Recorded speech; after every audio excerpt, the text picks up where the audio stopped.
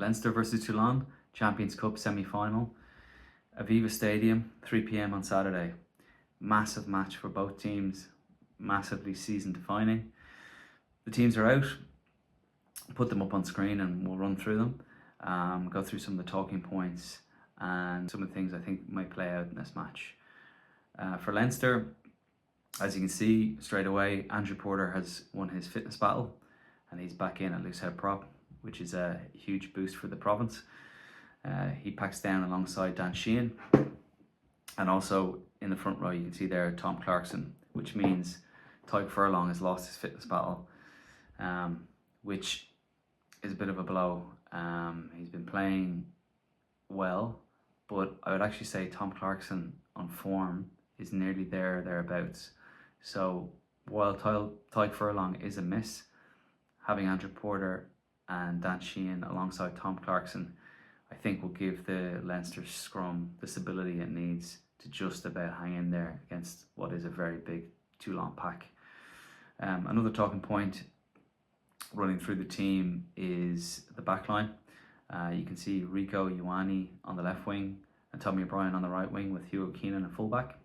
That means that James Lowe has missed out on the matchday squad, which isn't probably a massive shock because he's been off for, I think, since the England match with an injury. So he misses out this time around. Also, with the bench of Luke McGrath and Sam Prendergast, Kieran Frawley also misses out on the squad this time around. On the Toulon side of things, you can put them up on screen there. You can see straight away Ben White has won the battle at scrum half versus Baptiste Serran, and Charles Olivon is in at blindside flanker. And another Leinster connection, Daniel Brennan is on the bench for Toulon, who's the son of the former Leinster player Trevor Brennan, who is a Toulouse legend. So looking at the match in more detail, from a Leinster perspective, they're going to want to start early, start fast. They don't want to be in this match with Toulon nipping at their heels at the 70th minute. They want to have scores on the board, they want to be ahead. At the moment, the Jacques Nienaber defence is hit and miss, I would say. It came back, it was slightly more tame, I would say, over the period of the Six Nations. But then in the last couple of weeks, particularly against Benetton last week, it came back in full force. And when it works, it's fantastic, but when it doesn't, it's not a great system. And you saw Leinster getting cut open out wide in the match against Benetton. So with the return of Gary Ringrose in particular, and also Robbie Henshaw alongside him, that experience, I'd expect that area to shore up massively. On the other side of the ball, in attack, Leinster have been a little bit stop-start this season. They're fourth in the URC at the moment, and that's kind of reflective of where they're at this season. They've been impacted heavily, obviously, from the Lions, and being Bucks Flores, the Irish team. But at the moment, their fluency just isn't there. You can see that from some of their starter plays. It's just not quite clicking, and they haven't put together, even a 70-minute performance this season. It's been in fits and starts. So you'd want Leinster to start quick and get out a couple of scores, but actually put some phase play together. They've moved away from the really high phase count of a few years ago, obviously in relation to the rules of the game, moved on. So I'd expect a clever kicking strategy from Harry Byrne and Jameson Gibson Park to put them in the right areas of the field for them to exploit the weaknesses in Toulon, of which there actually aren't that many. Toulon are a very big team.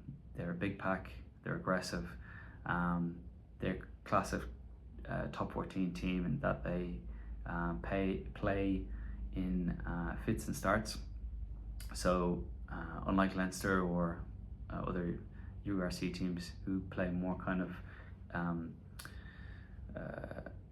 aerobic style of play, Toulon would be more violent aggression, outbursts of pace, and then maybe with lulls in between. Look out for Charles Olivon at blindside. alongside Albornoz and Ben White, who will steer the team around.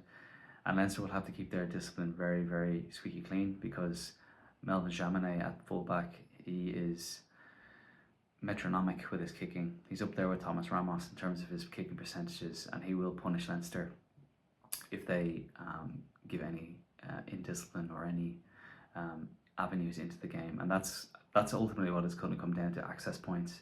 The scrum is going to be a big issue. Leinster's scrum this season, and indeed Ireland's scrum this season, hasn't been amazing, let's put it that way. So if Leinster can just have parity at the scrum, I think they'll be very happy with that.